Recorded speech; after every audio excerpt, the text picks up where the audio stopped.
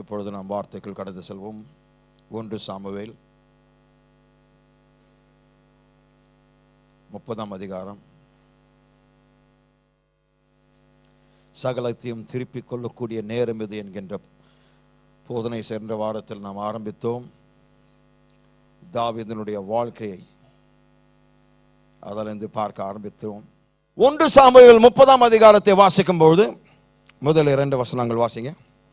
தாவீதும் அவன் மனுஷரும் 3ஆம் நாளிலே சிக்லாக்குக்கு வந்து சேருகிறதற்குள்ளே அமிலேக்கியர் தென்புறத்து சீமையின் மேல் சிக்லாக்கின் மேல் விழுந்து சிக்லாக்கை கொள்ளையடித்து அதை அக்கினியால் சுட்டி எரித்து அதிலிருந்த ஸ்திரீகளாகிய சிறியவர்களையும் பெரியவர்களையும் சிறைப்பிடித்து ஒருவரையும் கொன்று போடாமல் அவர்களை பிடித்து கொண்டு தங்கள் வழியே போய்விட்டார்கள். தாவீதும் அவருடைய மனுஷரும் சிக்லாகுக்கு வந்தார்கள். ஓராண்டு 4 மாதங்களாக அங்கே வாழ்ந்தார்கள், அங்கே இருந்தார்கள். ஆனால் ஆயினும் இந்த காலகட்டம் தாவீதுடைய வாழ்க்கையை மாற்றக்கூடிய ஒன்றாய் அமைந்தது. காரணம், தாவீதானவர் தன் 2 மனைவிகள் அகினோவாமும் அபிகாயிலும் அவர்களோடு அவருடைய மனுஷர்களோடு அந்த மனுஷர்களுடைய மனைவிகளோடு பிள்ளைகளோடு சிக்லாகுக்கு வந்து வாழ ஆரம்பித்தார்கள். அங்கே எவ்வளவு நாள் இருந்தாருங்க? 1 ஆண்டு 4 மாதங்கள். அந்த 1 ஆண்டு 4 மாதங்கள் இருக்கும்போது அவ்வப்பொழுது அவரும் அவருடைய மனுஷரும் சுற்றி திரிந்து பிலிஸ்தியர் மக்களோடு சண்டை போட்டு யுத்தம் செய்து அவர்களை ஜெயித்து திரும்பி வருவார்கள். இந்த முறை திரும்பி வரும்பொழுது பெண்கள் பாடலோடு அவர்களை வரவேற்கிறது அவர்களுடைய வழக்கம். அவர்கள் ஜெயித்து வரும்பொழுது அவர்களுடைய மனைவிமார்கள் எல்லாரும் ஓடி வந்து பாடலோடு அவர்களை ஜெயித்தவர்களை வரவேற்பார்கள். இந்த முறை வரும்போது எந்த ஒரு ஸ்திரீ பாட வரல, அங்கே சமையல் எதுவும் நடக்கல, தெருவில் பிள்ளைகள் விளையாடல. வரும்போது எல்லாம் அமைதியா இருக்கிறது. ஒரு மிகப்பெரிய நிசப்தம் அங்கே ஏற்பட்டிருக்கிறது. அதை பார்த்த உடனே தாவீதுக்கும் அவருடைய மனுஷருக்கும் ஒரு திகில் ஏற்பட்டது. ஏதோ ஒன்று மோசமாய் நடந்திருக்கிறது. இன்னும் நெருங்கி வரும்போது அந்த முழு இடமே, அந்த முழு பாளையமே சுட்டரிக்கப்பட்டு முற்றிலுமாக அழிக்கப்பட்டுதான் அவர்கள் பார்த்தார்கள். அதை பார்த்த உடனே அமலேக்கியர்கள் இங்கே வந்திருக்கிறார்கள் என்று அவர்கள் அடையாளம் கண்டு கொண்டார்கள். அவர்கள் அந்த அடையாளத்தை விடுவார்கள். இப்போ இந்த அமலேக்கியர்கள் வந்து மிக மோசமான சத்துருக்கள். காரணம் என்ன? பிலிஸ்தியர்களை போல முகமுகமாய் சண்டை போட மாட்டாங்க. அவங்க வந்து முகமுகமாய் சண்டை போடுற ஆட்கள் கிடையாது. மாறாக நம்முடைய பலவீனங்கள் மீது தாக்குதல் செய்கிற மக்கள். நம்முடைய பலவீனம் என்று சொல்லும்போது இஸ்ரவேலுடைய பலவீனம் யார்? அவருடைய மனைவியும் பிள்ளைகள் மீது தாக்குதல் செய்து அவர்களை சிறைப்பிடித்து போனார்கள். ஏனென்றால் மனிதராக அவர்கள் நின்று மனுஷரோடு போராட அவங்களுக்கு தைரியம் கிடையாது. மனுஷர்கள் யுத்தத்துக்கு போன பிறகு பெண்களோடு வந்து சண்டை போட்டு அந்த பிள்ளைகளோடு வந்து போரிட்டு என்ன செய்வார்கள்? அவர்களை சிறைப்பிடித்து போவார்கள். ஆகவே தான் சொல்கிறேன், அவர்கள் மிக மோசமான எதிரிகள். ஆகவேதான் தேவன் அவர்களை அடியோடு வெறுத்தார். சிலர் மக்கள் கேட்கிறாங்க, எப்படி பாஸ்டர் ஒரு குறிப்பிட்ட தேசத்தை தேவன் வெறுக்க முடியும்? எல்லா மனிதர்களும் அவர் தான் படைத்தார், படைத்தது அவர். ஆனால் இவர்கள் வேறு திசையில் சென்று தங்களுடைய இஷ்டமான வழிக்கு சென்று தேவனுக்கு விரோதமான அருவருப்பான காரியத்தை செய்வார்கள். இப்படிப்பட்ட காரியங்கள், பெண்களை தாக்குறது, பிள்ளைகளை தாக்குறது, அவர்களை கொள்ளையடிக்கிறது, அவர்களை சுட்டரிக்கிறது, அவர்களை கற்பழிக்கிறது. கர்த்தர் அவர்களை அடியோடு வெறுத்தார். ஆகவே தான் சவுலை பார்த்து சொன்னார், ஒருவனும் விடாதே, இந்த அமெரிக்கர்கள் முற்றிலுமாய் பூமியிலிருந்து அழித்துவின்னு சொன்னா அவர் ஆள விட்டாங்க. தேவன் ஒரு ஜனத்தை அழிக்கும்படியாக சொல்லும்போது நீடிய பொறுமையுள்ளவர். அப்படி சொல்லும்போது மிகப்பெரிய ஒரு பிரச்சனை இருக்கிறதுன்னு அர்த்தம். இவர்கள் எப்போதுமே மற்றவர்களுடைய பலவீனத்தின் மேல் தாக்குதல் செய்து அந்த பலவீனத்தின் மேல் அவர்களை அழிப்பது அவர்களுக்கு மிகப்பெரிய சுவாரஸ்யமான ஒரு காரியம். ஆகவே யுத்தத்தை பிலிஸ்தியரோடு யுத்தம் செய்து அவருடைய இந்த இடத்திற்கு வரும்போது அழிக்கப்பட்ட ஒரு பாளையத்திற்குள் அவர் பிரவேசிக்கிறார். அவருடைய மனைவி, மனுஷருடைய மனைவிகளும் பிள்ளைகளும் சிறைப்பிடிக்கப்பட்டு அந்த முழு இடமே சுட்டரிக்கப்பட்டதை அவர் பார்க்கிறார். இதெல்லாம் எங்க நடக்கிறதுங்க? சிக்லாகில். அப்போ சிக்லாக் வந்து ஒரு முக்கியமான ஒரு காரியம். சிக்லாகை குறித்து நாம் என்ன புரிந்து கொள்ள வேண்டும்? What is the typology of the place called Ziklag. Ziklag எதை குறிக்கிறது சொல்கிறேன், கவனிங்க. உங்களுடைய வாழ்க்கையில் Ziklag ஆனது இந்த இடத்தில் நீங்கள் சண்டை போட்டு கொண்டிருக்கிற வேளையில் நீங்க இந்த பிசாசை நீங்கள் போட்டு ஜெயிப்பதற்கு உள்ள இந்த பக்கத்திலிருந்து இன்னொரு பிசாசு உங்களை தாக்குகிற இடமா இருக்கிறது. அப்படி என்றால் Ziklag ஆனது எப்படிப்பட்ட இடமா இருக்கிறது? மீண்டும் மீண்டும் மீண்டும் மீண்டுமாய் தாக்குதல் செய்யக்கூடிய இடமா இருக்கிறது. அதாவது ஒரு பிரச்சனையை சமாளிப்பதற்குள்ளே இன்னொரு பிரச்சனை வருகிறது. ஒரு முன்னேற்றத்தை இந்த இடத்தில் நாம் பார்ப்பதற்கு முன்பாகவே வேறொரு இடத்திலிருந்து இன்னொரு பிரச்சனை எழும்புகிறது. ஒரு அலையின் மீது நாம் ஜெயித்து அதை மேற்கொண்ட அடுத்த அலை அதை விட பெரிதாய் வந்து ஒவ்வொரு அலையாய் பிரச்சனை நம்மை சூழ்ந்து கொள்ளும் போது அது Ziklag குறிக்கிறது. எத்தனை பேர் அப்படிப்பட்ட ஒரு வாழ்க்கை கடந்திருக்கிறீங்க? ஒரு பிரச்சனையை மேற்கொண்டா இன்னொரு பிரச்சனை வருது. இங்க சமாதானம் பெற்ற இங்க சுகவீனம் ஆகிறது, சுகத்தை பெற்ற அங்க பலவீனம் ஆகிறது, பலம் பெற்ற அங்க பணம் போயிடுச்சு, பணத்தை வந்து எப்படியாவது சம்பாதித்த பிறகு வேலை போயிடுச்சு. இருக்கிறீங்களா? இங்க அநேகருடைய வாழ்க்கையில் அவர்கள் Ziklag என்கின்ற இடத்தை சந்தித்திருக்கிறீர்கள். ஒருவேளை இப்போது இல்லாமல் இருக்கலாம், ஆனால் உங்களுடைய வாழ்க்கையில் ஒரு Ziklag நீங்கள் சந்தித்திருக்கிறீர்கள். ஒரு பிரச்சனை சமாளிப்பதற்குள்ள அடுத்த பிரச்சனை வருதுங்க, அதை சமாளிப்பதற்குள்ள இன்னொன்னு வருதுங்க. இப்படி மாத்தி மாத்தி வருகிறதுனால நாம் என்ன செய்யப்படுகிறோம்? உடைக்கப்படக்கூடிய இடத்திற்கு, நிலைக்கு, அந்த குறிப்பிட்ட இடத்திற்கு வந்து விடுகிறோம். காரணம், முரண்பாடுகளினாலும் துன்பங்களினாலும் தொல்லைகளினாலும் நாம் தாக்கப்பட்டு அதன் மூலமாய் உடைக்கப்படக்கூடிய இடத்திற்கு நாம் வந்து விடுகிறோம். கவனிக்க வேண்டும். நம்முடைய வாழ்க்கையில் நீங்கள் ஒருவேளை சண்டை போடவில்லை என்றால் களைப்பு குறித்து உங்களுக்கு தெரியவே தெரியாது. If you have never been in a fight, you don't understand that fighting is exhausting. ஒரே ஒரு சண்டை கூட போடலன்னா சண்டை போடுவது களைப்பான ஒரு காரியம். எத்தனை பேருக்கு தெரியும்? போராடுவது, யுத்தம் செய்வது களைத்து போகக்கூடிய ஒரு அனுபவமாய் இருக்கிறது. நீங்கள் ஜெயித்திருந்தாலும் கூட நீங்கள் களைத்து போவீர்கள். நீங்கள் ஜெயம் பெற்றாலும் கூட உங்களுக்கு சில சேதங்கள் ஏற்படும்.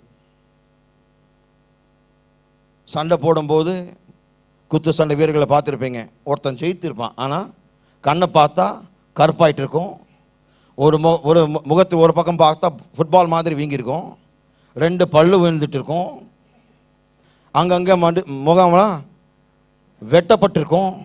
சேதங்கள். அவர் ஜெயித்திருக்கிறார், ஆனால் சேதங்கள் இருக்கிறது. யுத்தத்தை வென்றிருக்கிறார்கள், ஆனால் என்னுடைய முழங்கால் இன்னும் ரத்தத்தினால் வழிந்து கொண்டிருக்கிறது. என்னுடைய பக்கத்தில் அவங்க கத்தினால் குத்துனது இன்னும் ரத்தம் வழிந்து கொண்டிருக்கிறது. ஆனால் நான் ஜெயித்திருக்கிறேன், சத்ருவை மேற்கொண்டிருக்கிறேன், ஆனால் காயங்கள் உண்டு. கவனிக்க வேண்டும். Ziklag எதை குறிக்கிறது? நீங்கள் பல யுத்தங்களை ஜெயித்தாலும் சில வேளைகளில் காயங்கள் ஏற்படலாம். தோல்வி கிடைக்காது, காயங்கள் ஏற்படலாம். ஆமென். Which leads me to say to you a very important point. Don't think victory is always pretty. கவனிங்க, வெற்றி எப்பொழுதுமே அழகான ஒன்று என்று நினைக்காதீர்கள். சில வேளைகளில் நீங்கள் ஜெயித்திருந்தாலும் கூட காயங்கள் அதிகமாய் காணப்படும். வாழ்க்கையில் காயங்கள், மனதில் காயங்கள். நீங்கள் அந்த போரை ஜெயித்திருக்கிறீர்கள், அந்த யுத்தத்தை ஜெயித்திருக்கிறீர்கள், அந்த வீட்டை மீண்டுமாய் திரும்பி பெற்றிருக்கிறீர்கள், ஆனால் களைத்து போயிருக்கிறீர்கள். யுத்தத்திலிருந்து களைத்து போயிருக்கிறீர்கள். உங்களுக்கு மீண்டுமாய் உங்களுடைய வேலை கிடைத்திருக்கிறது, ஆனால் நீங்கள் களைத்து போயிருக்கிறீங்க, சோர்வு போயிருக்கிறீங்க, சோர்வற்றவர்களாய் காணப்படுகிறீர்கள். சுகத்தை மீண்டுமாய் நீங்கள் பெற்றுக்கொண்டீர்கள், ஆனால் யுத்தத்திலிருந்து நீங்கள் களைத்து போய் இருக்கிறீர்கள். Let me tell you this, victory will always cost you something. வெற்றிக்கு எப்பொழுதுமே ஒரு விலைக்கிரயம் இருக்கத்தான் செய்கிறது. 1 சாமுவேல் 30 அதிகாரம் 5-6 வசனங்களை வாசிப்போம். தாவீதின் 2 மனைவிகளாகிய இஸ்ரேல் ஊராளான அகினோவாமும் கர்மேல் ஊராளான நாபேலின் மனைவியாயிருந்த அபிகாயிலும் சிறைப்பிடித்து கொண்டு போகப்பட்டார்கள். தாவீது மிகவும் நெருக்கப்பட்டான். சகல ஜனங்களும் தங்கள் குமாரத்திகளின் நிமித்தம் மன கிளேசமானதினால் அவனை கல்லெறிய வேண்டும் என்று சொல்லிக் கொண்டார்கள். தாவீது தன் தேவனாகிய கர்த்தருக்குள்ளே தன்னை திடப்படுத்தி கொண்டான். தாவீது யுத்தத்திலிருந்து திரும்பி வரும்போது ஆறுதலுக்காக தேடுகிறான். ஆனால் போராட்டத்தை சந்திக்கிறான், முரண்பாட்டை சந்திக்கிறான். எப்பொழுதாவது நீங்கள் ஆறுதலை தேடி முரண்பாட்டை சந்தித்திருக்கிறீர்களா? 2 பேர் தான். மீதியானவர்கள் மிக மிக ஆசீர்வதிக்கப்பட்டவர்கள். உங்களை பார்த்து நான் உண்மையாகவே பொறாமைப்படுறேங்க. ஏன்னா எனக்கு அப்படிப்பட்ட வாழ்க்கை கிடைக்கல. பல போராட்டத்தின் ஊடாய் தான் கடந்து இந்த அளவுக்கு வந்திருக்கிறேன். யுத்தங்கள் வரலாம். ஆறுதலுக்காக அநேக வேலைகளை தேடின பொழுது ஆறுதலுக்கு பதிலாக நான் என்ன சந்தித்தேன்? முரண்பாடை சந்தித்திருக்கிறேன். இவருடைய மனுஷர்கள் அந்த யுத்தத்திலிருந்து திரும்பி வந்த பொழுது அவர்களுடைய மனைவிகள் சிறைப்படுத்தப்பட்டார்கள், அவருடைய பிள்ளைகள் பிரிக்கப்பட்டார்கள் என்று கண்டவுடனே அவர்கள் தாவீதின் மேல் கோபப்பட்டு அவனை கொல்ல வேண்டும் என்று தீர்மானித்தார்கள். கவனிக்க வேண்டும், தாவீது அமலேக்கியருடைய பிரச்சனைக்கு காரணம் அல்ல. அவர்கள் தவறான மனுஷனை குற்றம் சாட்டி அவரை அழிக்க விரும்புகிறார்கள். யாரை குற்றம் சாட்டியிருக்க வேண்டும்? சவுல் மன்னனை. ஏனென்றால் அமலேக்கியரை உயிரோடு விட்டது அவன்தான். தேவன் சொன்னான், முற்றிலுமாய் அவர்களுடைய பிள்ளைகள், அவர்களுடைய ஸ்திரீகள், அவர்கள் அனைவரும் கொன்று போடு, ஒருவனும் விடாதே என்று சொன்ன மாத்திரத்தில் அவன் அந்த ராஜா சில முக்கியமான நபர்களை உயிரோடு விட்டு, இனி உன்னுடைய ஆயுசு முழுதுமா இவர்கள் போக மாட்டார்கள், இவர்கள் அடைக்கப்பட மாட்டார்கள், உங்களுடைய சரீரத்தில் ஒரு முள்ளா இருப்பார்கள் என்று தேவன் சாபமிட்டார். சவுலினுடைய வாழ்க்கையிலிருந்து ராஜ்யம் பறிக்கப்பட்டது, அதன் கீழ்ப்படியாமை. அப்போ அமலேக்கியருடைய உயிரோடு இருப்பதற்கு காரணம் தாவீது அல்ல, சவுல். ஆனால் இவர்கள் தாவீதின் மீது விசனப்பட்டு அவரை கொல்ல விரும்புகிறார்கள். ஆகவே பாருங்க, அவருடைய நெருக்கடியை பாருங்க. பிலிஸ்தீனோடு போராடி ஜெயித்து வந்திருக்கிறார். அமலேக்கியர்கள் அவருடைய பாளையத்தை சூறையாடி இருக்கிறார்கள், முற்றிலுமாய் நாசமாக்கி அழித்து விட்டார்கள். அது போதாது என்று இப்போது அவருடைய சொந்த மக்கள், அவரோடு இருந்த மனுஷன், அவரோடு போரிட்ட மனுஷர்கள் இப்பொழுது அவருக்கு எதிராய் அவளை கல்லெறிய கொல்ல வேண்டும் என்று விரும்புகிறார்கள். சிலருக்கு தெரியும், எல்லாவற்றையும் நீங்க சந்தித்து பிழைத்து இந்த மக்கள் இதை குறித்து சந்தோஷப்படுவார்கள் என்று நீர் எண்ணின பொழுது மக்கள் அதை பார்த்து உங்களை பார்த்து சந்தோஷப்படலை. எத்தனை பேர் சாட்சி சொல்லுவீங்க? நான் செய்ததெல்லாம் நான் பிழைத்த பிறகு மனுஷர்கள் நான் செய்ததை பார்த்து சந்தோஷப்படுவார்கள், மாறாக அவர்கள் சந்தோஷப்படவில்லை. நம்முடைய வாழ்க்கையில் சிலருக்கு நன்றாகவே தெரியும், சொந்த வீட்டில் யுத்தம் செய்திருக்கிறார்கள். எத்தனை பேருக்கு அது குறித்து தெரியும்? வீட்டிலேயே சண்டை நடந்திருக்கிறது, வீட்டிலேயே பிரச்சனை நடந்திருக்கிறது, வீட்டிலே சச்சரவு நடந்திருக்கிறது.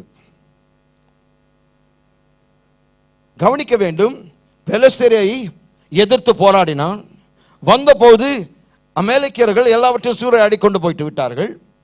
அது போதாது என்று இப்போ அவனுடைய சொந்த மக்கள், அவரோடு போராடி கொண்டிருந்த மக்கள், அவரோடு சண்டை போட்ட மக்கள், யுத்தம் செய்த மக்கள் இப்பொழுது அவருக்கு எதிராய் செயல்பட வேண்டும் என்று விரும்புகிறார்கள். என்றைக்காவது உங்கள் மீது அன்பு வைத்தவர்கள் பகைஞனாய் மாறின அனுபவம் இருக்கிறதுங்களா? Praise God. Praise the Lord, praise the Lord, praise the Lord, praise the Lord சொன்னவங்க எப்பொழுது பின்னாடி போய் பேசும்போது அவன் மட்டும் மாட்டணும், தலையே வெட்டிடுவான்னு பேசினுக்கிறாங்க. ஹலோ, ஒரு காலத்தில் என்ன நடந்தாலும் நான் உங்களுக்காக நிற்கிறேன், யார் கைவிட்டாலும் நான் விட மாட்டேன் ஆண்டவரே. பேதுரு நீ அவரோடு இருந்தது நான் பார்த்தேன், இல்லவே இல்லை, நான் அவருக்கு அவரோ எனக்கு தெரியும். நானா? நீங்க வேற யாராவது பார்த்துருப்பீங்க. ஹலோ, அவர் தான் வாயை திறந்து சொன்னாரு, யார் உம்மை விட்டாலும் நான் உம்மை விட மாட்டேன் ஆண்டவரே. முதலாவது விடுறாள் இவர் தான். Why? That's all is the capacity of man. மனுஷனுடைய கொள்ளளவு அவ்வளவுதாங்க. நல்லா இருக்கும்போது எல்லாத்தையும் வாக்கு பண்ணுவான், பிரச்சனை வரும்போது அப்படியே திரும்பி விடுவான். வேதம் சொல்கிறது தாவீது மிகவும் நெருக்கப்பட்டான், வியாகுலப்பட்டான். காரணம் என்ன? தன் இரு மனைவிகளை இழந்திருக்கிறார், அவருடைய மனுஷர்களுடைய மனைவி இழந்திருக்கிறார்கள், அந்த பிள்ளைகள் இழந்திருக்கிறார்கள். இந்த மனுஷர்கள் துக்கப்பட்டு கொண்டிருக்கிறார்கள். பிள்ளைகளுக்கும் மனைவிக்கும் அழ முடியாத அளவுக்கு அழுது விட்டார்கள். அழுது நினைக்கிறார்கள், கண்ணீர் வரல, எல்லாத்தையும் சிந்திட்டாங்க, அந்த அளவுக்கு அழுதுருக்கிறாங்க. அவர்களுடைய வேதனை, அவர்களுடைய துக்கத்தை பார்க்கும்போது அவர் மிகவும் நெருக்கப்பட்டான். அது மட்டுமல்ல, அவரோடு யுத்தம் செய்த மக்கள் இப்பொழுது அவருக்கு எதிராய் செயல்பட விரும்புகிறார்கள். கவனிக்க வேண்டும், நம்முடைய வாழ்க்கையில் சில வேளைகள் நாம் எவ்வளவுதான் பலசாலிகளாக இருந்தாலும், எவ்வளவுதான் கடின உள்ளமாய் இருக்கிற மக்களாக இருந்தாலும், சிலர் நினைக்கிறார்கள் இவர் உடைந்து போகவே மாட்டார், இது கல் நெஞ்சக்காரர், அவர் எல்லாத்தையும் எதையும் தாங்கும். பாருங்க, கரெக்டா தெரிஞ்சு வச்சுக்கிறீங்க. அவர் எல்லாவற்றையும் பார்த்து பாருங்க, இதை விட பெரிய பெரிய போராட்டம் சந்தித்து இருக்கிறார். நான் சொல்கிறேன், சில வேளைகள் மீண்டும் மீண்டுமாய் தாக்குதல் வரும்போது பலசாலிகள் கூட என்ன சொல்வார்கள்? ஆண்டவரே போதும், இதுக்கு மேலே என்னால் தாங்க முடியல, என்னை எடுத்துக்கொள்ளும். எலியா சொன்னார், அத்தனை அற்புதங்கள் செய்த எலியா, ஆண்டவரே என்னை கொன்று போடும், நான் செத்து போறேன்ட்டார். யோனா சொன்னார், நானும் செத்து போறேன். ஹலோ, பெரிய தீர்க்கதரிசிகள், மாபெரும் அதிசயங்களை செய்தவர்கள், மிகப்பெரிய தேவனுடைய அசைவாடுதல்களை கண்டவர்கள், ஆனால் அவர்கள் தற்கொலையின் எண்ணமுள்ளவர்களாக இருந்தார்கள். காரணம் என்ன? போராட்டங்கள் மீண்டும் நம்முடைய வாழ்க்கையில் வரும்பொழுது, நம்ம அந்த உடைந்து போகக்கூடிய நிலைக்கு நாம் தள்ளப்படும் பொழுது நாம் உடைந்து போகிறோம். Have you ever been in that place where you felt broken? எப்பொழுதாவது அந்த உடைக்கப்படக்கூடிய நிலைக்கு நீங்கள் வந்திருக்கிறீர்களா? தாவீது வேதனையோடு உட்கார்ந்து நெருக்கப்பட்டான். உங்களை பார்த்து ஒரு கேள்வி கேட்கிறேன், வாழ்க்கையில் என்னைக்காவது விட்டுவிட வேண்டும் என்கின்ற மனப்பான்மையுள்ளவர்களாக நீங்கள் இருந்திருக்கிறீர்களா? எப்பொழுதாவது இந்த விசுவாச வாழ்க்கை வேண்டாம், ஜெப வாழ்க்கை வேண்டாம், இனி பைபிளும் வாசிக்க முடியல, பிரேயரும் பண்ண முடியல, சர்ச்சுக்கு வரதும் பிரயோஜனம் இல்லை, ஏனென்றால் எல்லாவற்றையும் செய்து ஒரு பலனும் இல்லையே. எத்தனை பேர் அப்படிப்பட்ட ஒரு உணர்வு இருந்திருக்குது? விட்டு விடலாம் என்ற மனப்பான்மை. சில பேர் கையை உயர்த்த மாட்டீங்க, ஆனால் எல்லாருக்கும் ஒரு குறிப்பிட்ட இடத்துல விட்டு விடலாம் என்கின்ற மனப்பான்மை இருந்திருக்கிறது. எனக்கு பல தடவை இருந்திருக்கிறது. உங்களுக்கெல்லாம் ஆச்சரியமா இருக்கிறது. உண்மையை சொல்லுகிறேன், பல நேரங்களில் இதெல்லாம் விட்டு விட்டு எங்காவது ஒரு மலை உச்சியில் போயிட்டு தனிமையாய் முனிவர் போல உட்கார்ந்ததெல்லாம் ஒரு எண்ணம் வந்திருக்குது. எந்த மனுஷனும் சந்திக்க வேண்டாம், எதுவும் பண்ண, மலையினுடைய உச்சியில், இமாலய மலைக்கு போயிட்டு அந்த உச்சியில் போய் உட்கார்ந்து அங்கே இருக்கிற பழங்கள் எல்லாம் சாப்பிட்டு வாழ்ந்துலான்னு பார்த்துருக்கேன் பல தடவை.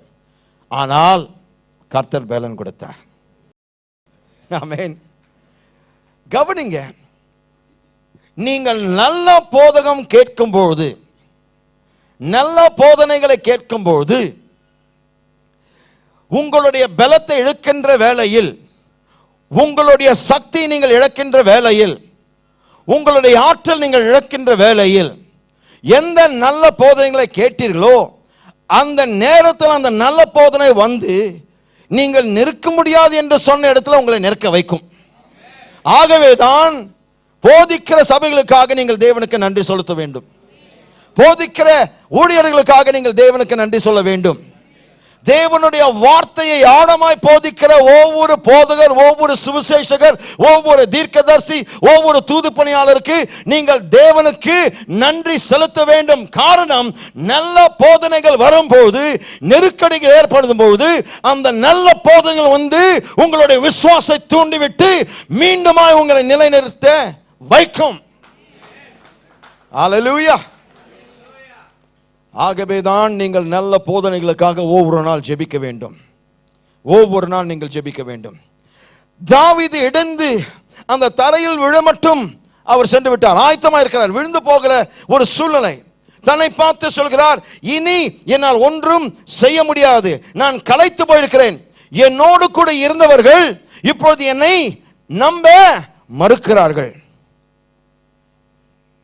என்னோடு இருக்கிறவர்கள் இப்பொழுது என்னை நம்ப மாட்டேங்கிறாங்க.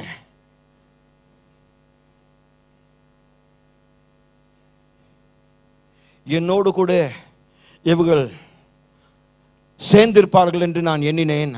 ஆனால் இவர்களோ சேர மறுக்கிறார்கள், என்னை கொன்று போட ஆசைப்படுகிறார்கள். ஆனால் தாவீதுக்கு தெரியாத ஒன்று, தேவன் அவரை சீரமைத்துக் கொண்டிருக்கிறார் என்று அவருக்கு தெரியல. சில வேளைகளில் உங்களுடைய வாழ்க்கையில் நடக்கிற பிரச்சனைகள் உங்களை அழைத்து போடுவதற்காக அல்ல, கர்த்தர் உங்களை ஒழுங்குபடுத்திக் கொண்டிருக்கிறார். சில வேளைகள் நமக்கு தெரியல, தெரிந்திருந்தால் நாங்கள் கவலைப்பட்டிருக்க மாட்டோம். ஏன் ஆண்டவரே, ஏன் ஆண்டவரே, ஏன் ஆண்டவர், ஏன் என்னை மட்டும் வந்து நீங்க பார்த்து பார்த்து பார்த்து பார்த்து பிரச்சனை அனுமதிக்கிறீங்க? எங்களுடைய குடும்பம் மீண்டும் மீண்டும் மீண்டுமா ஏன் தாக்கப்படுகிறது என்று நீங்கள் அநேக தடவை கேட்டிருக்கிறீர்கள். சில வேளைகள் கர்த்தர் நம்மை சீரமைத்துக் கொண்டிருக்கிறார். ஏனென்றால் மிகப்பெரிய வருங்காலத்திற்கு இப்பொழுதே உங்களை ஆயத்த பண்ணி கொண்டிருக்கிறார். Good God, I feel the anointing in this place. சில வேளைகள், சில போராட்டங்கள் மிகப்பெரியதாய் காணப்பட்டாலும் கர்த்தர் அதற்கு பின்பாக ஏதோ ஒன்றை செய்து கொண்டிருக்கிறாருங்க. அது முடியும் போது எல்லாம் நன்மையாய் மாறும். ஏன்? ஏனென்றால் எல்லா கதவுகள் அடைக்கப்படும் பொழுது, எல்லா மக்கள் உங்களை கைவிடும் பொழுது, அப்பொழுதுதான் உங்களுக்குள் என்ன இருக்கிறது என்று நீங்கள் தேட ஆரம்பிக்கிறீங்க. அது வரைக்கும் எனக்கு பிரதர் இருக்கிறாரு, எனக்கு சிஸ்டர் இருக்கிறாரு, எனக்கு பாஸ்டர் இருக்கிறாரு, எனக்கு பாஸ்டர் அம்மையா இருக்காங்க, பாஸ்டர் அம்மா கூட எங்களுக்கு ஜெபம் பண்ணுவாங்க, பாஸ்டர் அம்மா ஜெபம் பண்ணாங்க தான். ஆகவே நம்ம சுற்றிலும் நம்மை தாங்கக்கூடிய மக்கள் இருக்கிற வரைக்கும் நமக்குள் என்ன இருக்கிறது என்று நாம் தேடவே மாட்டோம். ஆனால் எந்த நேரத்தில் நம்பியிருந்த மக்கள் கைவிட்டு போகிறார்களோ, எந்த நேரத்தில் எல்லா கதவுகள் அடைக்கப்படும் போது நீங்கள் சற்று தள்ளி நின்று உங்களுக்குள் என்ன இருக்கிறது என்று அப்பொழுதுதான் நீங்கள் கண்டுபிடிக்க ஆரம்பிக்கிறீர்கள். நான் சொல்கிறேன், உங்களுடைய வாழ்க்கையில் சில வேளைகளில் மக்கள் விட்டு போகும்போது, தாவீதுடைய வாழ்க்கை பாருங்க, அவரோடு இருந்தவர்கள் இப்பொழுது போய்விட்டார்கள். போன பிறகு 6ஆம் வசனம் என்ன சொல்கிறதுங்க? மீண்டும் வாசிங்க. தாவீது மிகவும் நெருக்கப்பட்டான், மிகவும் நெருக்கப்பட்டான். சகல ஜனங்களும் தங்கள் குமாரர் குமாரத்திகள் நிமித்தம் மன கிளேசமானதினால் அவனை கல்லெறிய வேண்டும் என்று சொல்லிக் கொண்டார்கள். தாவீது தன் தேவனாகிய கர்த்தருக்குள்ளே தன்னை திடப்படுத்திக் கொண்டான். தாவீது தன் தேவனாகிய கர்த்தருக்குள்ளே தன்னை திடப்படுத்திக் கொண்டான். ஓ ஹalleluya, ஹalleluya. பாருங்க, தாவீது தன்னை திடப்படுத்திக் கொண்டார் என்ற அர்த்தம் என்ன? தாவீது தன்னையே கண்டு கொண்டான். அது வரைக்கும் இந்த மனுஷர்களை சார்ந்திருந்தான். அது வரைக்கும் இந்த மனுஷர்கள் அவருக்கு அநேக காரியங்களை அவரோடு செய்ததுனால எல்லாமே சாதகமாய் நடக்கும், இவர்கள் இருக்கிறார்கள், இவர்கள் இருக்கிறார்கள், இவர்கள் எல்லாத்தையும் பார்த்துக் கொள்வார்கள் என்று அவர்களே நம்பி வாழ ஆரம்பித்தார். கர்த்தரை நம்ப மறந்து விட்டார். இப்பொழுது அவர்கள் எல்லாம் இவரை கல்லெறிந்து கொள்ள வேண்டும் என்று சொன்ன மாத்திரத்தில், எல்லாரும் இவரை கைவிட்டு போன நேரத்தில், தனிமையாக இருந்த பொழுது கர்த்தருக்குள் தன்னை திடப்படுத்திக் கொண்டார், உற்சாகப்படுத்திக் கொண்டார். Oh, I wish I had a witness in here. கவனிக்க வேண்டும், சில வேளைகளில் மற்றவர்களுக்குள் என்ன இருக்கிறது என்று அலுவலாய் தேடுகிறதுனால நமக்குள் என்ன இருக்கிறது என்று நாம் கண்டுகொள்வதே கிடையாது. இந்த சகோதரிக்குள்ள என்ன இருக்கிறது, எந்த சகோதரிக்குள்ள தேடி தேடி தேடி, அந்த பிரதருக்குள்ள என்ன இருக்கிறது எனக்கு தெரியும், இந்த பிரதருக்குள்ள 4 வரங்கள், அந்த பிரதருக்குள்ள 3 வரங்கள், இன்னொருத்தருக்குள்ள மற்றவர்களுக்குள்ள என்ன இருக்கிறது என்று தேடி தேடி தேடி தேடி நமக்குள்ள என்ன இருக்கிறது என்று நமக்கு தெரியாமல் போய்விடுகிறது. காரணம் அதில் பிஸி ஆயிட்டோம். மற்றவர்கள் என்ன செய்கிறார்கள், மற்றவர்கள் எப்படி ஜெபிக்கிறார்கள். அவங்க ஜெபம் பண்ணதை பட்டீங்களா, எத்தனை வசனம் நான் எண்ணி பார்த்தேங்க, 36 வசனம் அந்த ஜெபத்தில் சொன்னாங்க. என்னால் ஒரே ஒரு வசனம் கூட ஞாபகம் வைத்துக் கொள்ள முடியலையே. மற்றவர்களுக்குள்ள என்ன இருக்கிறத பார்த்து பார்த்து பார்த்து பார்த்து நமக்குள் என்ன இருக்கிறது என்று நமக்கு தெரியாமல் போய்விடுகிறது. கவனிக்க வேண்டும். எப்பொழுதாவது உங்களையே நீங்கள் உற்சாகப்படுத்தியிருக்கிறீர்களா? உங்களை உற்சாகப்படுத்த யாரும் இல்லை. யாரெல்லாம் உங்களை உற்சாகப்படுத்துவார்கள் என்று நீங்கள் நம்பி இருந்தீர்களோ அவர்களெல்லாம் உங்களை ஏமாற்றி விட்டார்கள்.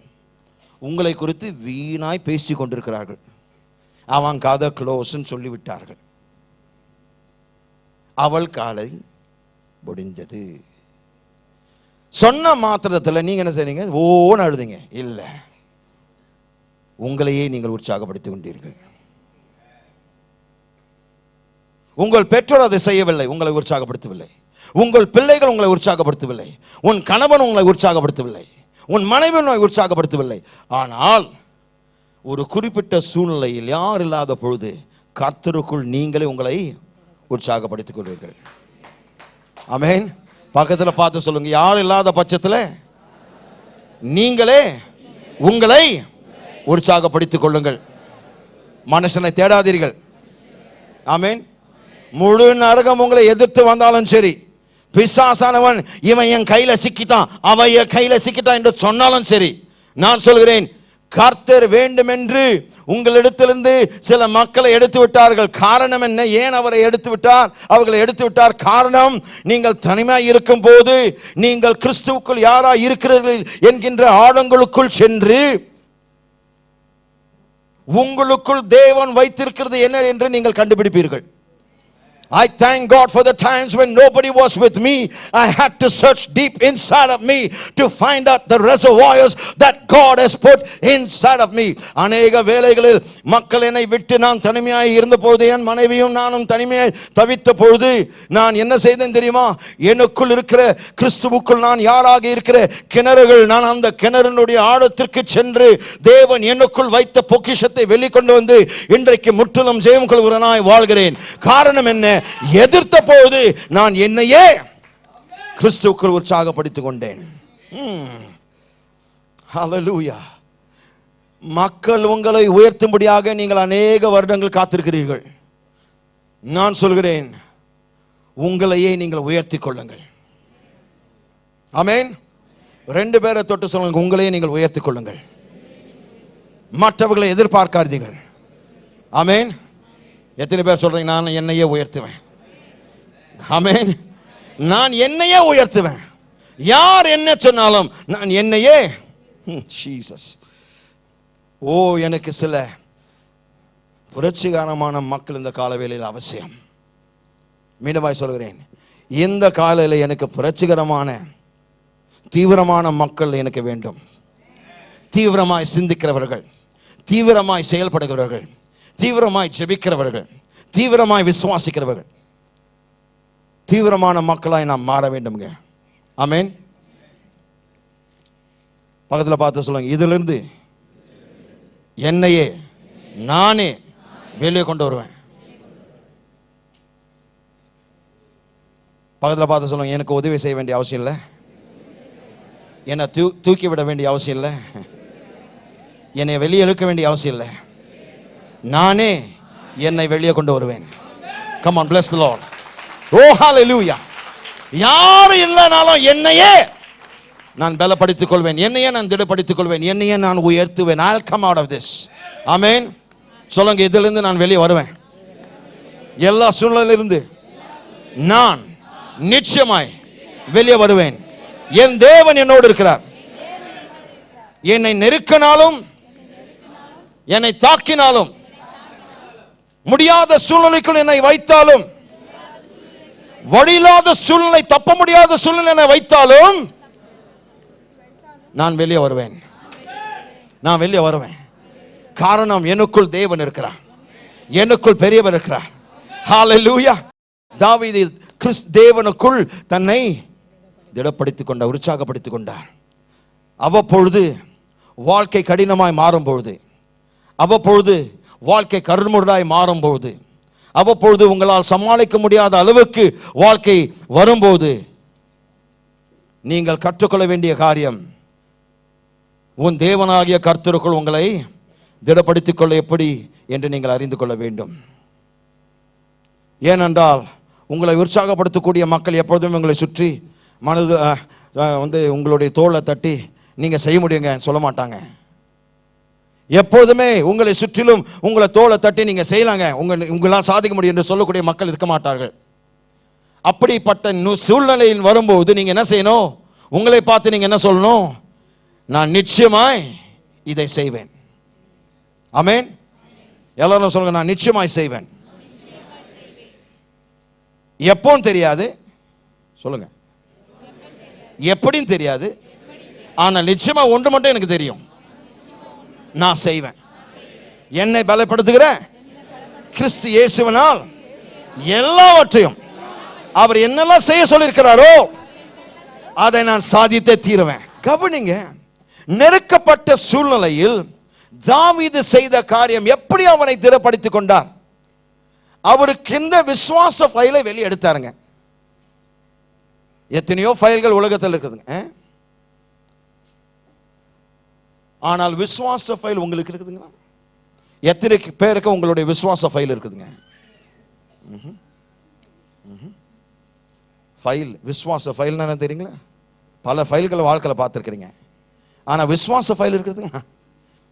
தாவீது இந்த துயரமான சம்பவம் நேரிட்ட பொழுது அவருடைய விசுவாச ஃபைலை ரேக்கிலிருந்து எடுத்தாருங்க, ஷெல்ஃப்லேருந்து எடுத்து அதனுடைய பக்கங்களை திருப்ப ஆரம்பித்தார். முதல் பக்கத்தை திறப்பும் போது சிங்கத்தையும் கரடியும் கொன்ற காரியத்தை அவருக்கு நினைப்பூட்டப்படுகிறது. தேவன் எப்படி சிங்கத்தையும் கரடியும் கொள்ள உதவி செய்தார். இரண்டாவது பக்கத்தை திருப்பும் போது கவனிங்க, இரண்டாவது பக்கத்தை திருப்பும் போது எல்லா நேரங்களில் அவருக்கு நேரிட்ட அழிவிலிருந்து எப்படி கர்த்தர் ஒவ்வொரு நேரமும் அவரை காப்பாற்றினார் என்கின்ற பட்டியலை இரண்டாவது பக்கத்தில் பார்க்கிறார். பல நேரங்களில் நெருக்கப்பட்ட சூழ்நிலையில், அழிக்கப்பட வேண்டிய சூழ்நிலையில் தேவன் இயற்கைக்கு அப்பாற்பட்ட விதத்தில் அவரை காப்பாற்ற உதவினார். அதை வாசிக்கிறார். மூன்றாவதாக அவருடைய மூன்றாவது ஃபைலை திருப்பும் போது ஒரு சின்ன வீடியோ அவர் பார்க்கிறார். என்ன வீடியோ? அவருக்கும் கோலியாத்துக்கும் நடந்த சண்டை. அந்த காரியத்தை பார்த்த பொழுது அவர் தேவனுக்குள் உற்சாகம் அடைந்தார்.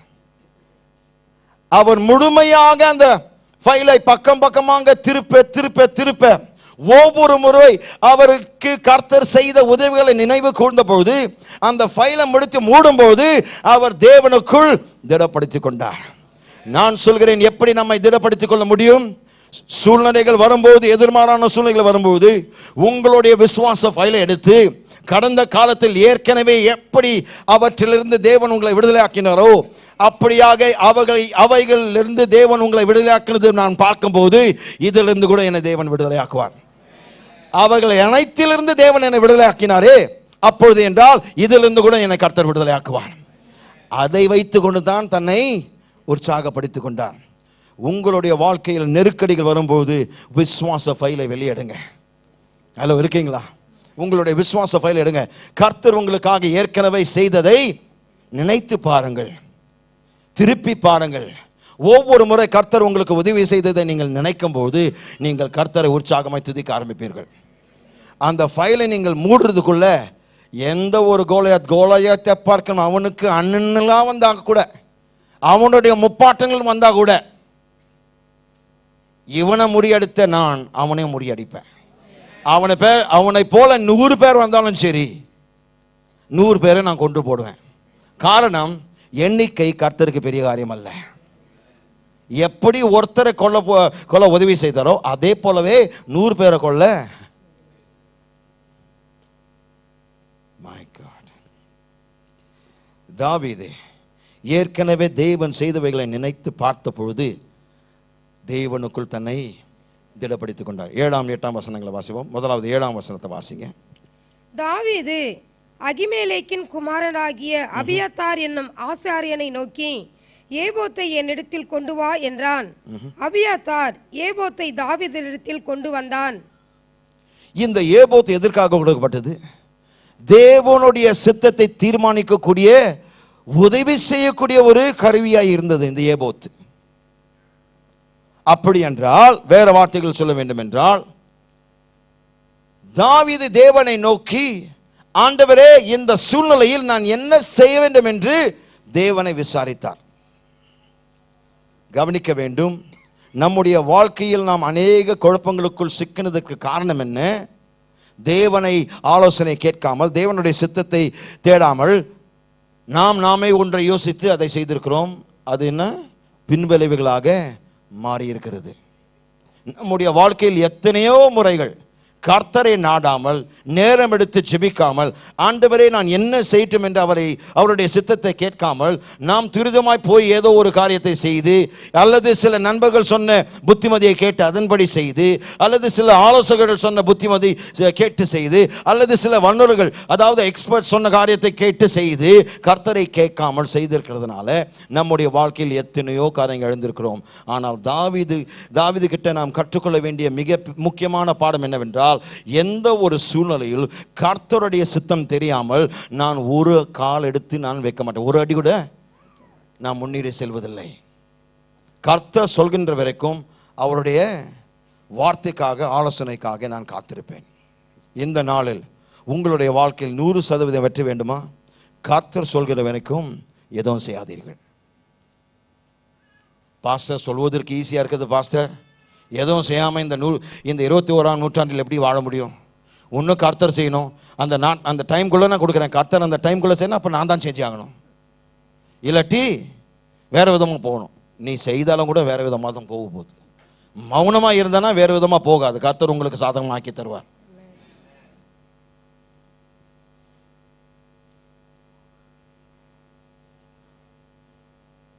சில பேருக்கு சாதக விகிதமாக இருப்பதற்கு பாதக விதமாய் மாறுகிறது.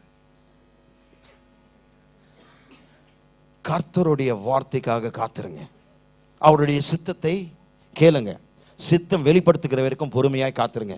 ஏனென்றால் அவரே பொறுமையாக இருக்கும்போது உங்களையும் பொறுமையாக இருக்க கற்றுக் கொடுக்கிறார். 8ஆம் வசனம். தாவீது கர்த்தரை நோக்கி, நான் அந்த தண்டை பின் தொடர வேண்டுமா? அதை பிடிப்பேனா என்று கேட்டான். அதற்கு அவர், போதுங்க.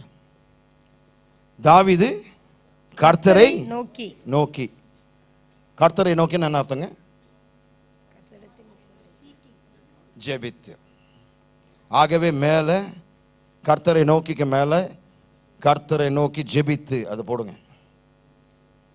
ஜெபித்தா. தாவீதுனுடைய பலத்திற்கு ரகசியம் என்ன தெரியுங்களா? தாவீதுனுடைய பலத்திற்கு உண்மை காரணம் என்ன தெரியுங்களா? அவர் ஜெபிக்கிற மனுஷனாய் இருந்தார். ஒன்று, கர்த்தருடைய சித்தத்திற்காக காத்திருக்கிற மனுஷனாய் இருந்தார். இரண்டாவது, ஜெபிக்கிற மனுஷனாய் இருந்தார். நான் சொல்கிறேன், ஒவ்வொரு முறை விசுவாசத்தில் நீங்கள் ஜெபிக்கும் பொழுது கர்த்தர் உங்களுக்கு செவி கொடுப்பார். ஆமென். இதை எழுதி கொள்ளுங்க.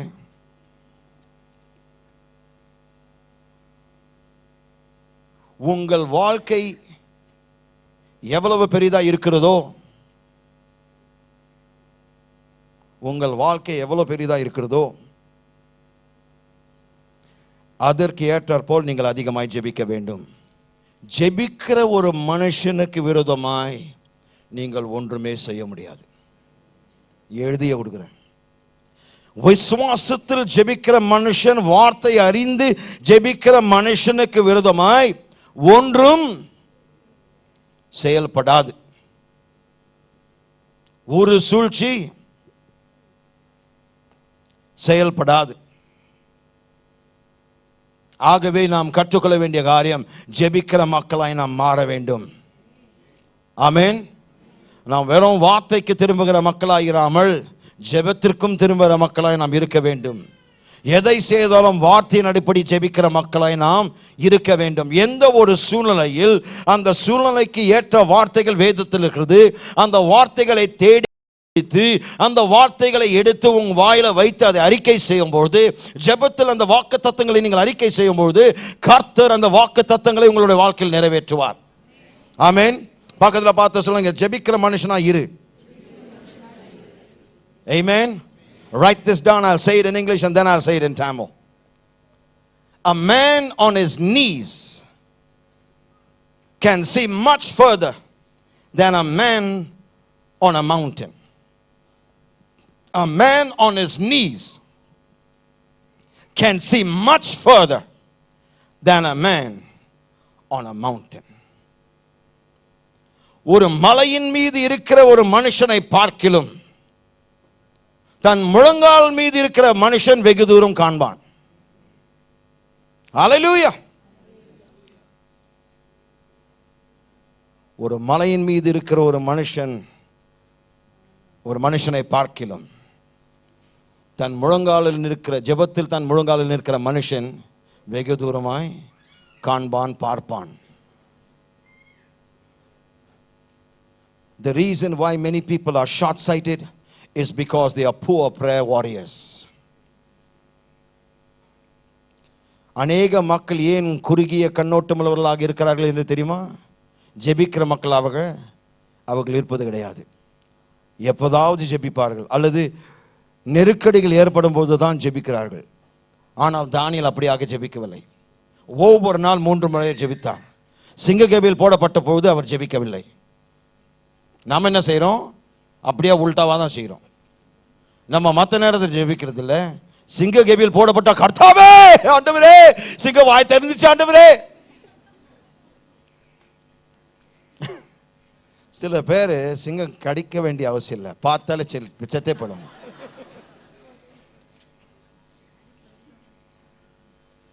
Some people don't have to die being bitten by a lion. They just have to see a lion in their dreams, they'll die.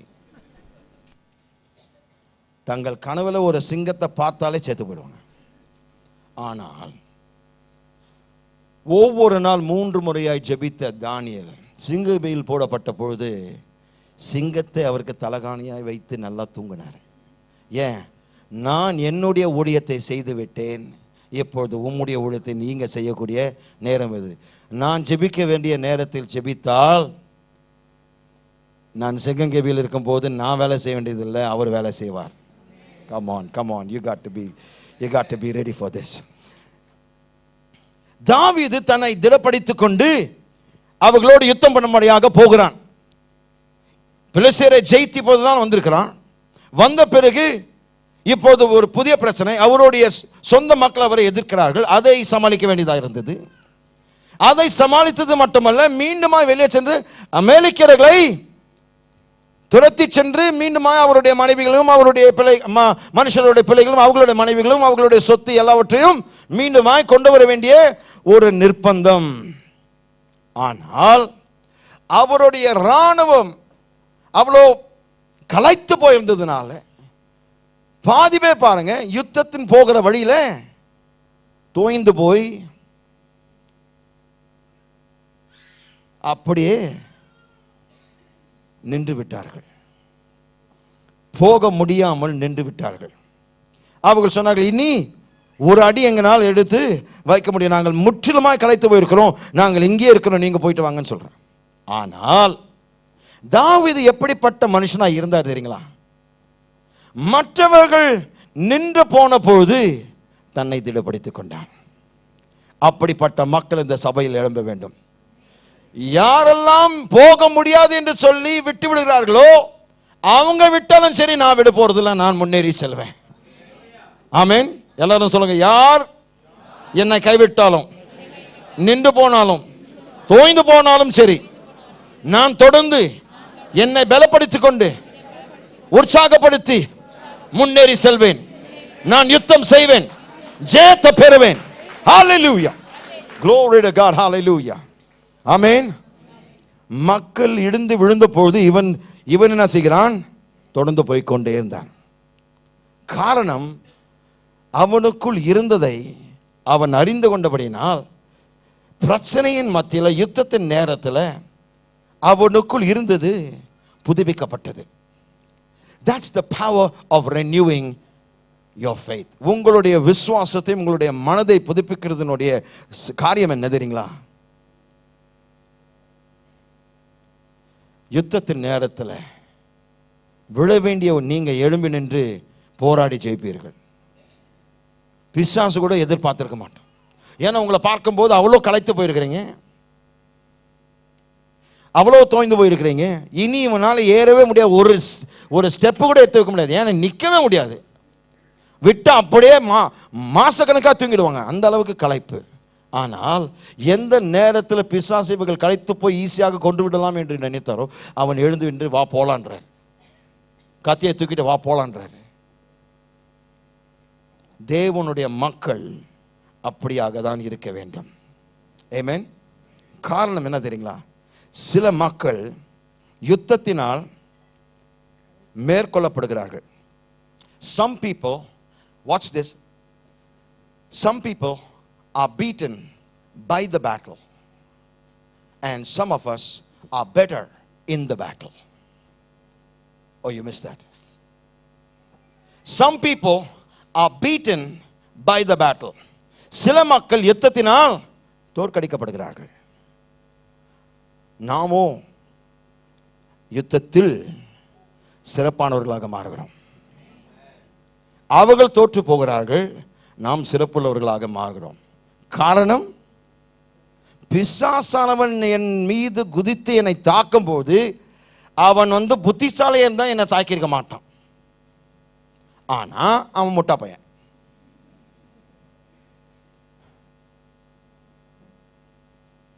பிசாசுக்கு புத்தி இருந்தா என்னை தாக்கியிருக்க மாட்டான். ஏன்? என்னை எந்த நிமிஷத்தில் தாக்கினானோ அந்த நிமிஷத்தில் என்னுடைய விசுவாசமும் எனக்குள் இருந்த அக்கினியின் அபிஷேகம் தூண்டப்பட்டது. It ignited my faith and the flame of anointing. When the anointing sits on me, every devil has to stand in salutation. அபிஷேகம், தேவ அபிஷேகம் உங்கள் மீது வரும்போது பிசாசு சல்யூட் அடிச்சு நிற்பான். ஏன்? அதிகாரி ரூம்ல வந்துட்டா சல்யூட் அடிக்க நிற்போம். பக்கத்தில் பார்த்து சொல்ல, உங்களை பார்த்து பிசாசு சல்யூட் அடிக்கிறான், அதை மறந்து விடாதீர்கள். ஆமென். விட்டு விடலாம் தான் என்று நான் நினைத்தேன். போதும் என்று சொல்லி கர்த்தரிடத்தில் முறையிட்டு விட்டு விடலாம் என்று நான் சிந்தித்த நேரத்தில் எனக்குள் விசுவாசம் புதுப்பிக்கப்பட்டு மீண்டும் ஆஹா காத்திரு, இல்ல நான் விட போறது இல்ல, நான் எதிர்த்து நிற்பேன், பிசாசே உன்னை நான் எதிர்த்து நிற்பேன் என்று புதிய தெம்பு வருகிறது. 9-10 வசனங்களை துரிதமா வாசிப்போம். அப்பொழுது தாவீதும் அவனோடு இருந்த 600 பேரும் போனார்கள்.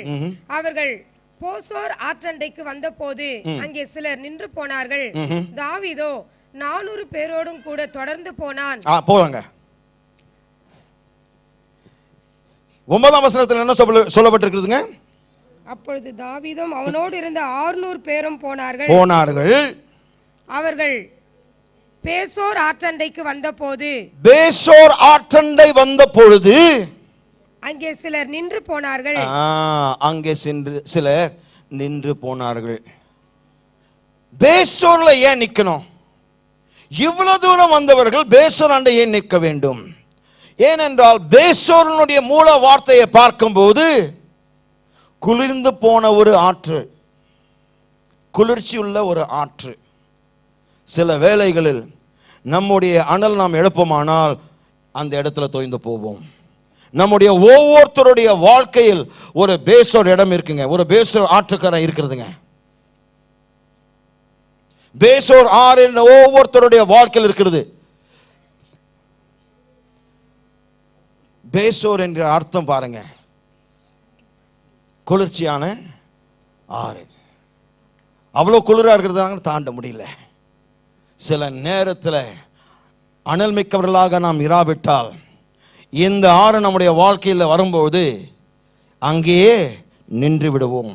கவனிங்க, அவரோடு போனவர்கள் நின்ற பொழுது, ஆனால் தாவீதும் அவனோடு 400 பேரும் கூட தொடர்ந்து போனான். என்ன செய்தார்கள்? God for the people who pursue and others stay. மற்றவர்கள் நின்று போகும்போது தொடர்ச்சியாய் போகக்கூடிய மக்களுக்காக நான் வாழ்த்துரை சொல்கிறேன். எத்தனை பேர் யார் நின்றாலும் சரி நான் தொடர்ந்து போவேன் என்று சொல்கிறவர்கள்? பக்கத்தில் பார்த்து சொல்லுங்க, யார் நின்றாலும் சரி நீங்கள் தொடர்ந்து போங்க, தேவன் உன்னோடு இருக்கிறார். Good God Almighty. Hallelujah. Hallelujah. 10ஆம் வசனத்தை மீண்டுமாய் வாசிங்க. தாவீதோ 400 பேரோடு தொடர்ந்து போனான். 200 பேர் விடாய்த்து போனபடினால் பேசோர் ஆற்றை கடக்க மாட்டாமல் நின்று போனார்கள். ஒரு எகிப்தினை வெளியில் அவர்கள் கண்டு அவனை தாவீதினிடத்தில் கொண்டு வந்து புசிக்க அவனுக்கு அப்பமும் குடிக்க தண்ணீரும் கொடுத்து அத்திப்பழ ஆடையின் ஒரு துண்டையும் வற்றலான 2 திராட்சைப்பழ குலையையும் அவனுக்கு கொடுத்தார்கள். அதை அவன் சாப்பிட்ட பின்பு அவனுடைய உயிர் திரும்ப அவனுக்குள் வந்தது. அவன் ராப்பகல் 3 நாளாய் அப்பம் சாப்பிடாமலும் தண்ணீர் குடியாமலும் இருந்தான். கவனிங்க, உங்களுடைய லக்கை நீங்கள் நோக்கி போய்கொண்டிருக்கிற வேளையில் தேவையோடு இருக்கிற மக்கள், உங்களுடைய வழியில் விழுந்து கிடக்கிற தேவையுள்ள மக்களை மறந்து விடாதீர்கள். For God's sake, தயவு செய்து கேளுங்க. உங்களுடைய தரிசனத்தை நீங்கள் நோக்கி ஓடுகிறீர்கள், உங்களுடைய லக்கை நோக்கி ஓடுகிறீர்கள், உங்களுடைய லட்சியத்தை அடைய நீங்கள் ஓடுகிறீர்கள், அதன் மீது கவனம் செலுத்துகிறீர்கள். நல்லது, எல்லாம் நல்லது. ஆனால் நீங்கள் உங்களுடைய லக்குக்கு நேராய் போகும்போது உங்களுடைய வழியில் இருக்கிற தேவையுள்ள மக்களுடைய தேவைகளை சந்திக்க நீங்கள் நிற்க வேண்டும். You need to stop and minister to the needy in order for you to go to the next level in God. தேவனுக்குள் அடுத்த கட்டத்திற்கு நான் போக வேண்டும் என்றால் தேவையோடு இருக்கிற மக்களுக்கு நான் ஊழியம் செய்ய வேண்டும். ஆமென். அவன் ஒரு எகிப்தியனா இருந்தாலும் கூட நான் அவனுக்கு உதவி செய்ய போகிறேன்.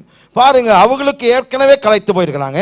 நேரம் தாமதிக்க அவங்களுடைய மனைவிகளுக்கும் பிள்ளைகளுக்கும் எது வேண்டுமானாலும் நடக்கலாம். ஆனாலும் இவருடைய உயிர் போக போகிறது என்று அறிந்து இவர்கள் ஊழியம் செய்து அவர்களுக்கு இருந்த அவங்க கொஞ்சமான அந்த உணவுப் பொருட்களை பகிர்ந்து கொண்டார்கள். When you share what you have, God will give you what He has. My God. உங்களிடத்தில் இருக்கிறவைகள் நீங்கள் பகிர்ந்து கொள்ளும் பொழுது கர்த்தர் தன்னிடத்திலவையை ஏராளமாய் தாராளமாய் கொடுத்து விடுவார். ஊழியம் செய்தார்கள். அப்போ தாவீது அவனை நோக்கி, நீ யார், நீ எங்கிருந்து வரன்னு கேட்டப்போ, நான் ஒரு எகிப்தியன் என்று சொல்லி, நான் அமலேக்கியர்கள் வேலை செய்து கொண்டிருந்தேன், அவங்களோடு நான் இருந்தேன், அவங்க எங்கெல்லாம் தாக்குதல் செய்து சிக்லாக்கில் என்ன நான் செய்தேன் என்ன சொல்லி. பாருங்க, sometimes you never know that the people whom God puts you in the way are directors to your blessing.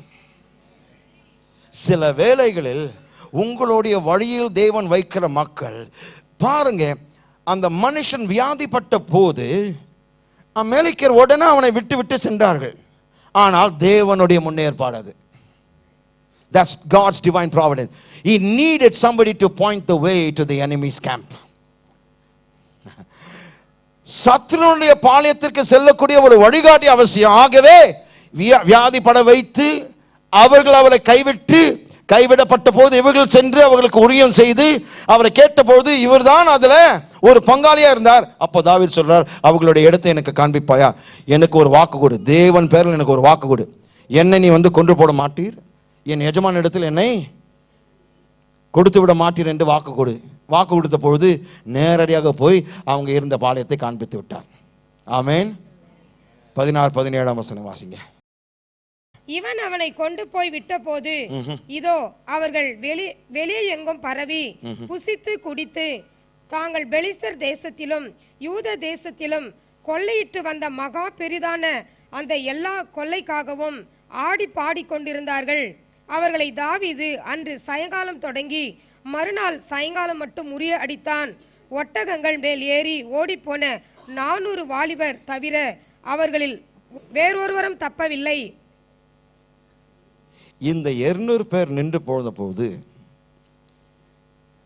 களைப்பினால் நின்று போனார்கள். தாவீது அவர்களை கண்டித்து உணர்த்தல, அவர்களை கண்டிக்கல. ஆனால் அதே சமயத்தில் அவர்களோடு நின்று போகவும் கிடையாது. அதை கற்றுக்கொள்ள வேண்டும். சில பேர் களைத்து போகும்போது என்ன உனக்கு விசுவாசம் இல்லைன்னு குற்றம் சாட்டாதீர்கள், கண்டிக்காதீர்கள். மாறாக அவர்களுக்கு ஆலோசனை சொல்லி கடந்து போங்கள். அவர்களை கண்டிக்கவில்லை, அவங்களுடைய களைப்புக்காக அவர்களை கண்டிக்கவில்லை. ஆனால் அதே சமயத்தில் அவர்கள் களைத்து போயிருந்த நேரத்தில் அவர்களோடு உட்காரவும் செய்யல. அவர் தொடர்ந்து போனார். நான் சொல்கிறேன், சில பேர் நீங்கள் நேசிக்கணும், ஆனால் தொடர்ந்து போகணும். நேசிக்கிறதுனால ஐயோ நீ இருக்கிற வரைக்கும் நானும் போக மாட்டேன், ஆதாம் அதான் செஞ்சான். நீ விழுந்துட்டியா, உன்ன இல்லாமல் நான் என்ன பண்ணுறது, நானும் விழுந்து போறேன்னு சொல்லிட்டு 2 பேர் பழம் சாப்பிட்டு இன்னைக்கு நம்மலாம் அவஸ்தைப்பட்டு இருக்கிறோம். சில மக்கள் உங்களுடைய வேகத்துக்கு வரமாட்டார்கள், வர முடியாத காரணம் என்ன? உங்களைப் போல ஏமாற்றத்தின் மேல் ஏமாற்றம், ஏமாற்றத்தின் மேல் ஏமாற்றம், ஏமாற்றத்தின் மேல் ஏமாற்றம் சந்தித்து முன்னேறி போகவில்லை. ஆகவே நீங்க போகிற வேகத்திற்கு அவர்களால் வர முடியல. ஆனால் நான் சொல்கிறேன், கர்த்தர் சொல்கிற காரியம் குறைவானது வைத்துக்கொண்டு மிகப்பெரிய காரியங்கள் நான் செய்கிற தேவனாய் இருப்பேன். உனக்கு உன்னுடைய இராணுவம் குறைந்து விட்டது என்று நீ எண்ணி விடாதே. பிலிஸ்தீனோடு போராடும் போது நீங்க மிகப்பெரிய எண்ணிக்கை 600 பேரா இருந்தீர்கள், இப்பொழுது 400 பேரா தான் இருக்கிறீங்க. எப்படி இதை சமாளிக்க போறேன் என்று தாவீது யோசித்திருக்கலாம். ஆனால் தேவன் சொல்கிறார், கொஞ்சத்தை வைத்து நான் அதிகத்தை செய்வேன். Good God Almighty. Hallelujah. பக்கத்தில் பார்த்து சொல்லுங்க, கொஞ்சத்தை வைத்து கர்த்தர் பெரிய காரியங்களை, அதிகமானதை செய்வார். எத்தனை பேர் அதை விசுவாசிக்கிறீங்க? ஆமென். கவனிங்க, அவர்களுடைய அந்த அமெரிக்கர்களில் 400 பேரை தவிர மற்ற அனைவரும் தாவீது கொண்டு போட்டார். ஏறக்குறைய முற்றிலுமாய் அந்த பாளையத்தை, அந்த கூட்டத்தை, அந்த இராணுவத்தை அழித்து விட்டார். எப்படி? கொஞ்சம் பேரை வைத்துக் கொண்டு மிகப்பெரிய காரியத்தை செய்தார். கர்த்தர் உங்களுக்காக ஒரு வார்த்தை சொல்கிறார், இதுவரைக்கும் இல்லாத அளவுக்கு உங்களுக்கு கொஞ்சமா தான் உதவி செய்யக்கூடிய காரியங்கள் இருந்தது. ஆனால் தேவன் சொல்கிறார், இதுவரைக்கும் நீங்கள் செய்யாத மிகுதியை காணப்போகிறீர்கள். காரணம், நம் தேவன் கொஞ்சத்தை வைத்து மிக அதிகமாய் செய்கிற தேவனாய் இருக்கிறார். ஆமென். நான் சொல்கிறேன், உங்களுக்கு விரோதமாய் என்ன இருக்கிறது எனக்கு தெரியல, உங்களை எதிர்த்து நிற்கிற காரியங்கள் என்னவென்று எனக்கு தெரியல. ஆனால் ஒன்று மட்டும் தெரியும், உங்களோடு இருக்கிறவர் உங்களை எதிர்க்கிற முழு உலகத்தை பார்க்கலாம் பெரியவர். ஹலோ, உங்கள் பக்கமா இருக்கிறவர் உங்களை எதிர்க்கிற முழு உலகத்தை பார்க்கலாம் பெரியவராக இருக்கிறதுனால கொஞ்சத்திலும் நீங்கள் வெற்றி பெறுவீர்கள். ஆமென். பக்கத்தில் பார்த்து சொல்ல, உங்களுக்கு இருக்கிற மீதத்தை பயன்படுத்திக்கொள். ஆமென். இன்னொருத்தரை பார்த்து சொல்ல, உங்களுக்கு இருக்கிற மீதத்தை பயன்படுத்திக்கொள்.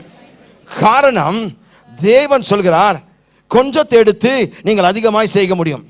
5 அப்பமும் 2 மீன் எடுத்து திரளான கூட்டத்தை போஷித்தார். ஆமென். ஒரு சிறிய குடம் எண்ணெய் எடுத்து அந்த மக்களுடைய கடனை அடைத்து வாழ்க்கை முழுவதுமாக செழிப்பாய் வாழ்வதற்கு அவர்களுக்கு ஆசீர்வாதமும் ஐஸ்வர்யமும் கொடுத்தார். வேறொரு இடத்துல ஒரு கூடம் மன்னாவை எடுத்து திரளான மக்களை போஷித்தார். God will always take what you have left and give you the victory with it. உங்கள் இருக்கிற மீதத்தை வைத்துக் கொண்டு தேவன் உங்களுக்கு வெற்றி தருவார். ஆமென். பக்கத்தில் பார்த்து சொல்லுங்க, உங்களுக்கு மீதியை பயன்படுத்திக்கொள். உங்களுக்கு மீதத்தை நீங்கள் பயன்படுத்திக் கொள்ளும் போது கர்த்தர் உங்களுக்கு மாபெரும் அதிசயத்தை செய்வார். கொஞ்சத்தை வைத்துக் கொண்டு நிறைவான ஆசீர்வாதம், குறைவை வைத்துக் கொண்டு நிறைவான ஆசீர்வாதத்தை கொடுப்பார். ஒருவேளை உங்களுக்கு குறைவான நண்பர்கள் இருக்கலாம், குறைவான தாங்குதல் இருக்கலாம், உங்களுக்கு குறைவான பணம் இருக்கலாம். ஆனால் கர்த்தர் சொல்கிறார், நிறைவாக்குகிற தேவன் உன்னோடு இருக்கிற பட்சத்தில் உங்கள் இடத்தில் மீதமா இருக்கிறவையை பயன்படுத்திக்கொள். அதை பயன்படுத்தினால் அதிகத்தை நீங்கள் காண்பீர்கள். 18ஆம் வசனத்தை வாசிங்க. அமிலேக்கியர் பிடித்து கொண்டு போன எல்லாவற்றையும் தன்னுடைய 2 மனைவிகளையும் தாவீது விடுவித்தான். 19ஆம் வசனம். அவர்கள் கொள்ளையாடி கொண்டு போன எல்லாவற்றிலும் சிறிதையாகிலும் பெரிதையாகிலும் குமாரரிலும் குமாரத்திகளிலும் ஒன்றும் குறைவுபடாமல் எல்லாவற்றையும் தாவீது திருப்பிக் கொண்டான். 18ஆம் வசனம். அமிலேக்கியர் பிடித்து கொண்டு போன பிடித்து கொண்டு போன எல்லாவற்றையும் தன்னுடைய 2 மனைவிகளையும் தாவீது விடுவித்தான். அல்லேலூயா. இது சகலத்தையும் திருப்பிக் கொள்ளக்கூடிய நேரம். சகலத்தையும் திருப்பிக் கொள்ளக்கூடிய நேரம். 8ஆம் வசனத்துல ஆண்டவர் என்ன சொன்னாருங்க? தாவீது கர்த்தரை நோக்கி, நான் அந்த தண்டை பின்தொடர வேண்டுமா, அதை பிடிப்பேனா என்று கேட்டான். அதற்கு அவர், அதை பின்தொடர், அதை நீ பிடித்து சகலத்தையும் திருப்பிக் கொள்வாய் என்றார். எல்லாரும் சொல்லுங்க, பின்தொடர், பிடித்துக்கொள், திருப்பிக்கொள். மீண்டுமா சொல்லுங்க, பின்தொடர், பிடித்துக்கொள், திரும்பி பெற்றுக்கொள். திருப்பிக்கொள் என்று சொல்லும் போது திரும்பி பெற்றுக்கொள். எல்லாரும் சொல்லுங்க, பின்தொடர், பிடித்துக்கொள், திருப்பிக்கொள். எல்லாவற்றையும் சகலத்தையும், தமிழ்ல பார்க்கும்போது வேதத்துல சகலத்தையும் திருப்பிக் கொள்வாய். அதான் சொல்லுகிறது, சகலத்தையும் திருப்பிக் கொள்வாய். ஆண்டவர் என்ன சொன்னாருங்க? பின்தொடர், அவர்களை பிடிப்பீர்கள், சகலத்தையும் திருப்பிக் கொள்வாய். இப்போ 18ஆம் வசனம் என்ன சொல்லப்பட்டிருக்குது? அமிலேக்கியர் பிடித்து கொண்டு போன எல்லாவற்றையும் தன்னுடைய 2 மனைவிகளையும் தாவீது விடுவித்தான். அதே வார்த்தை தான், ரிகவர். இங்க ரெஸ்கியூ போட்டுருக்கு, டெலிவரன்ஸ் போட்டிருக்குங்க தமிழ்ல. விடுவித்தான், ஆங்கிலத்தில் ரிகவர்.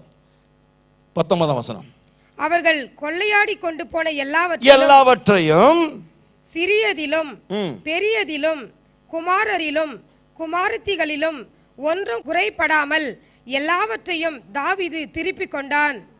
கர்த்தர் உங்களை பார்த்து சொல்கிறார், குறைவானது வைத்துக்கொண்டு அதிகத்தை பெறக்கூடிய ஆண்டாய் இந்த ஆண்டு உங்களுக்கு இருக்க போறது. குறைவானது வைத்துக்கொண்டு நிறைவானது பெற்றுக்கொள்ளக்கூடிய ஆண்டு இதுங்க. அப்படி என்றால் நீங்கள் இழந்த சகலத்தையும் திருப்பிக் கொள்ளக்கூடிய நேரம் இது.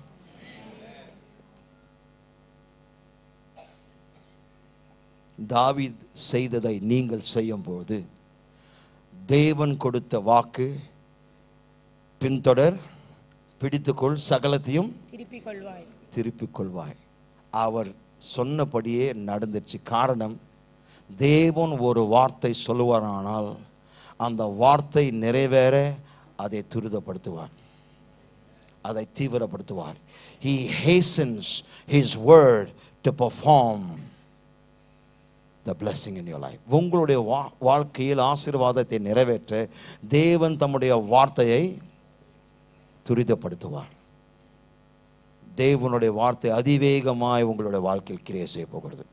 இந்த ஆண்டில் நீங்கள் என்னெல்லாம் எழுந்திருக்கிறீர்களோ அனைத்தையும் சகலத்தையும் திருப்பிக் கொள்ளக்கூடிய நேரம். கரங்களை தட்டி தேவனை மகிமைப்படுத்தும். யாவரும் எழுந்து நிற்போம். ஹல்லேலூயா.